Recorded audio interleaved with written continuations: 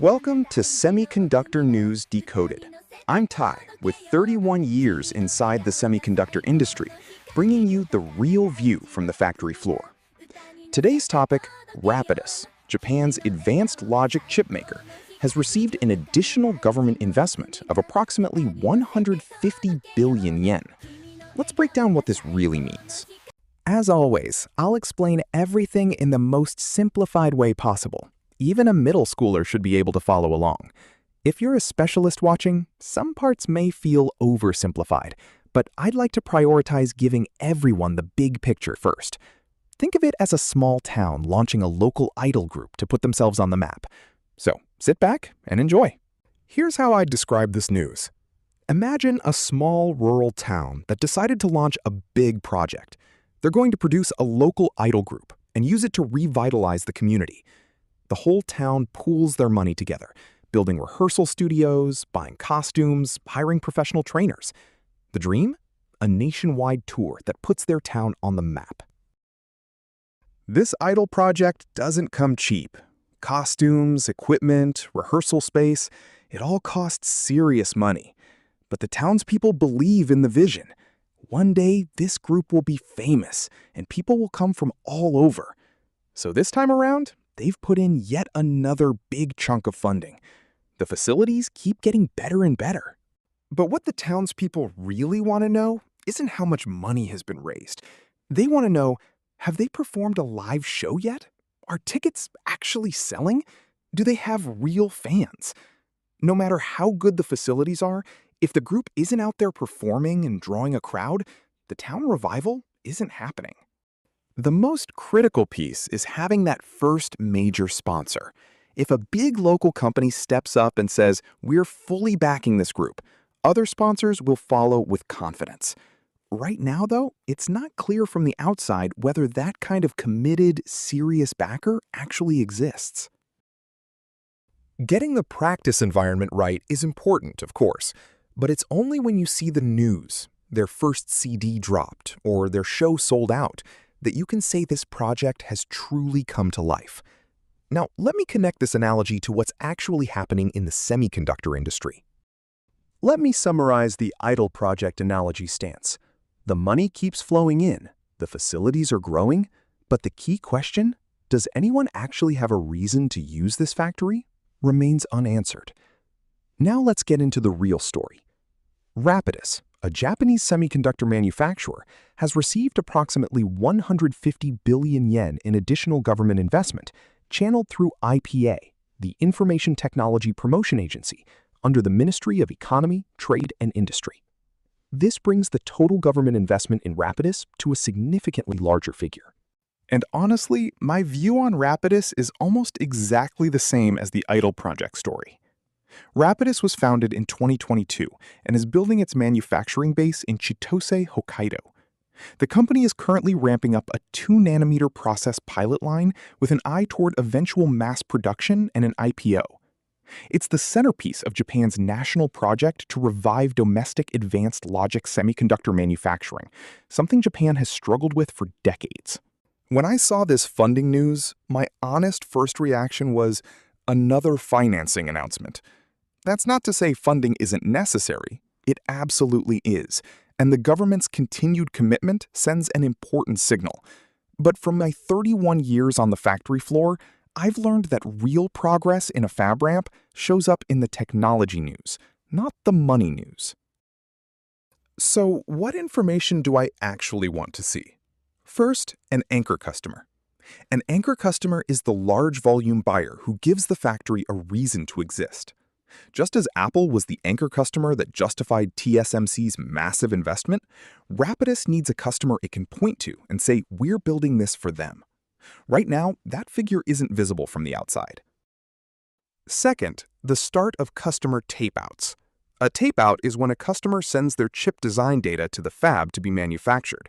When that starts happening, it's evidence that the process is reaching production-ready maturity. Related to this is MPW, multi-project wafer, a model where multiple customers' designs are combined on a single wafer to share prototyping costs. TSMC and others have used MPW aggressively to grow their designer base. To me, whether actual customer tapeouts are happening is a more meaningful signal than whether open MPW programs have been announced. Third, PDK maturity. PDK stands for Process Design Kit, the set of design rules and component libraries that customers use to design their chips. Without a mature PDK, customers can't even begin designing.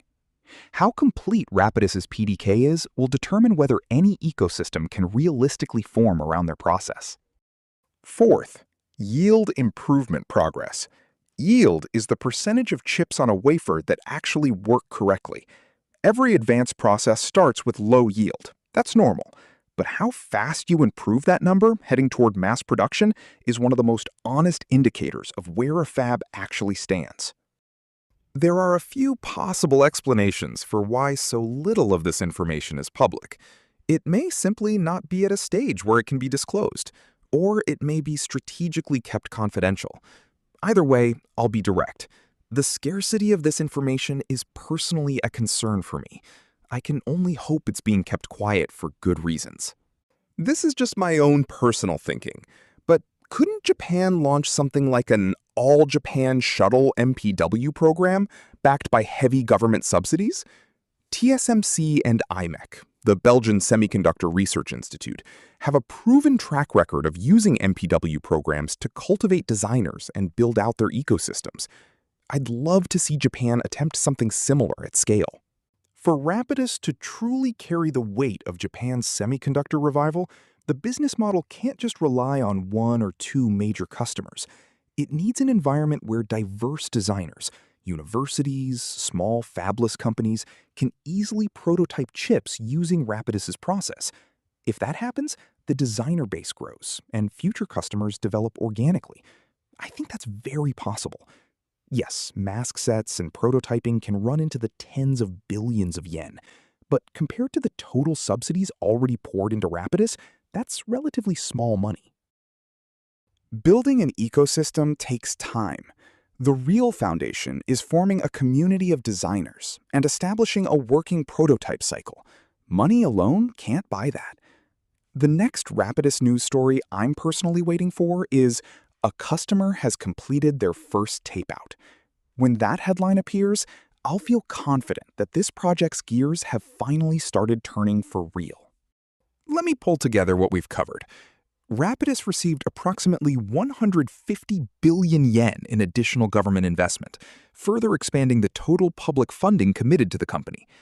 The 2-nanometer pilot line in Chitose, Hokkaido, continues to ramp, with mass production and an IPO on the longer-term horizon. On the technology progress side, however, anchor customer status, customer tape-out activity, PDK maturity, yield improvement, almost none of this is publicly visible, and that scarcity of information is personally concerning to me. I can only hope it's being held back for strategic reasons. On the ecosystem side, I do find myself hoping that Japan's version of an MPW program takes shape in some form. To wrap up, the continued government investment in Rapidus confirms Japan's serious commitment to advanced semiconductor manufacturing. But what I'm personally watching for next is not another funding announcement. It's the news that a customer has completed their first tapeout.